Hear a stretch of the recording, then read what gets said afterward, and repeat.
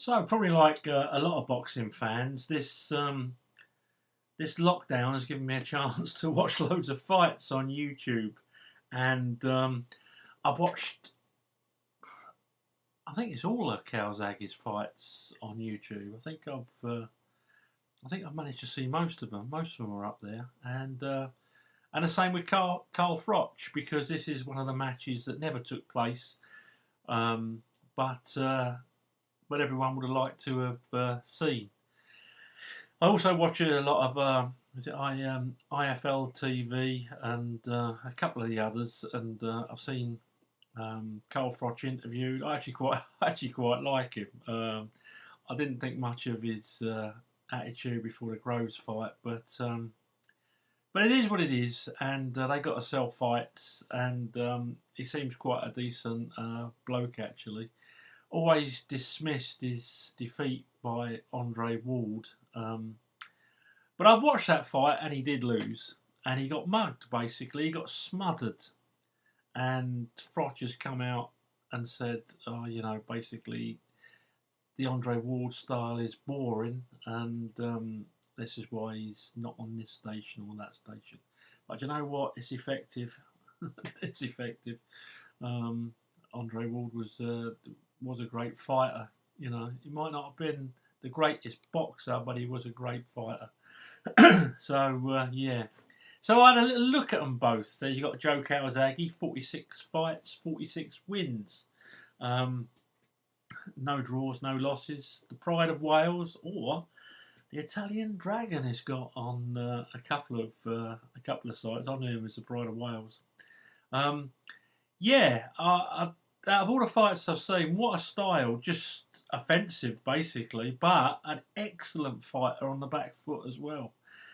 Probably why he went 22 title defences undefeated. Yeah, great fighter on the back foot, but what an offensive fighter! And it was interesting seeing. Yeah, it was interesting seeing Chris Eubank Senior being interviewed and saying he was shocked how hard Calzaghe hit. He said it wasn't exactly a knockout punch that he was talking about, but consistently hard punches. He said small, really, really hard punches that wear you down. And he did that in a lot of his fights, didn't he? Particularly later on in his career, there were a lot of unanimous decisions and obviously a split decision against Hopkins. Now, the Hopkins fight, Bernard Hopkins, it's the only fight there where I actually scored it a draw, I'll be honest. But I could have seen where the judges were coming from if they'd gone for Bernard Hopkins, and I can see where they were coming from if they went for Calzaghe. But at the end of the day, he would have still been unbeaten. But yeah, so that was an iffy one. And people say, oh well, he fought Roy Jones Jr. and Bernard Hopkins at the end of their careers. He was no spring chicken himself when he fought them, so that goes out the window for me. So Carl the Cobra Froch,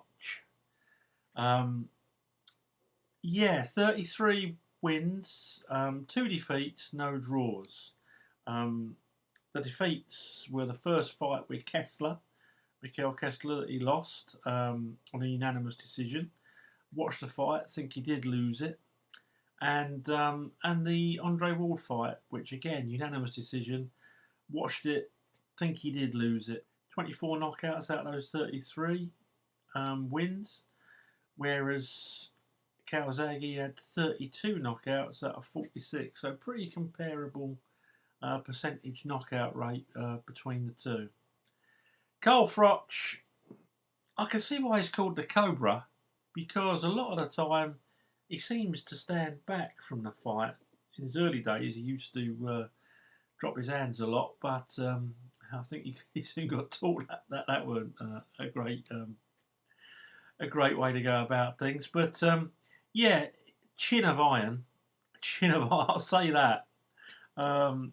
He's got caught with some right belters and doesn't even seem to flinch really. 6'1" he was, and 75-inch reach. So when I'm going to be comparing the two, take that into consideration, because Calzaghe was 5'11", 2 inches shorter, and a 73-inch reach, which is 2 inches less. So they both fought Mikhail Kessler. In fact, the Cobra, Carl Froch, fought him twice, losing the first time on a unanimous decision and winning the second time on a unanimous decision. And I'll go with both those decisions. I thought they were right. And Calzaghe fought Mikhail Kessler, and again, unanimous decision. That was for me a clear unanimous decision as well. Although Kessler was a cracking fighter, Calzaghe was far too good in my opinion. Calzaghe has been described as the best pound-per-pound fighter that Britain's produced in the last 30 years. Got no arguments for that really. But I just love watching his fights. That get in there and just go forward, go forward, go forward. I've been really impressed this last couple of weeks. I was almost glad there was a lockdown. Joke. So in 1997, Calzaghe fought Chris Eubank for the vacant WBO super middleweight title and won on a unanimous decision. He later fought Robin Reed and won that on a split decision. That was a fight. If you get a chance to watch Calzaghe Reed, watch it. I mean, to be fair, Reed was a fair bit older when he fought Froch than when he fought Calzaghe. But they say styles make fights, and that fight, the Froch Reed fight, showed it. And he retires. Reed retires in the 5th round after a cracking shot from Carl Froch, and Reed was going out with some big attempts at bombs, but Froch, no, he thought I can take this, and so it was. Calzaghe was the longest reigning super middleweight champion in history, 10 years and 22 defences. That's incredible. Yeah, Froch, he lost his WBC title to Kessler and won it back 6 months later, not from Kessler but from a guy called Arthur Abraham. It was a vacant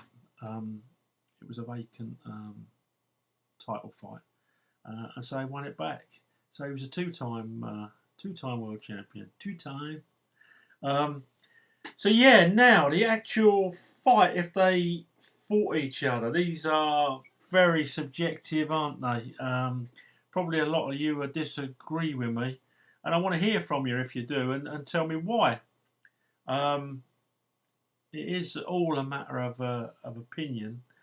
So if Calzaghe at his absolute prime fought Carl Froch at his absolute prime, I could see sometime during that fight Froch catching Calzaghe and Calzaghe maybe getting put down, because he was a few times in his career, but he always got up. I could see that happening. I was watching an earlier round in that Froch-Reed fight, and Reed went down, but there weren't that many real hard shots. I don't think he really wanted it, whereas Calzaghe certainly would have wanted it. But don't get me wrong, if Froch connected with you, it could be lights out, but I don't think it would have been with Calzaghe. And Calzaghe would have come out absolutely bang, bang, bang, bang, bang. Big work rate. I watched a lot of Froch's fights, and I'm not sure if anyone with that work rate has come up against him. So Calzaghe would definitely have been ahead on points, in my own humble opinion. I think, watching them both, and I've watched, as I say, most of their fights, I think Calzaghe would have worn him down. Froch has got one of the best chins in boxing, no doubt about it, and he's a very, very good fighter. In fact, having watched his fights, I don't think he gets the real credit that he deserves. But in my own humble opinion, Calzaghe was a great. So you've got a great at 5'11" with a 73-inch reach against a very, very good fighter at 6'1" with a 75-inch reach. Because of the way Calzaghe fought and because of his movement, that would have negated that that reach difference to some, well, quite major degree, I think, and the height means next to nothing. So yeah, he would have worn him down. I think possibly when they're both at their prime, Calzaghe might have stopped him in the late rounds, TKO'd him in the late rounds. But if I was a betting man, I would go for Calzaghe on a unanimous decision. What I do know is that would have been a great fight. Some fights to look out for on YouTube. Go and have a look at Calzaghe against Jeff Lacey, and go and have a look at Froch against Reed. That's worth. But I tell you what, go and watch the Kessler fights. Froch 1 and 2 against Kessler, and Calzaghe against Kessler. And if you haven't seen them, and yeah, they do say styles make fights, and if ever there was proof of that, it's them fights. Okay, so that's me. I've gone for Calzaghe over Froch by unanimous decision, both in their prime and their pomp. Obviously subjective. Anything can happen in a fight game. Anything can happen in a ring. Both really top-notch fighters.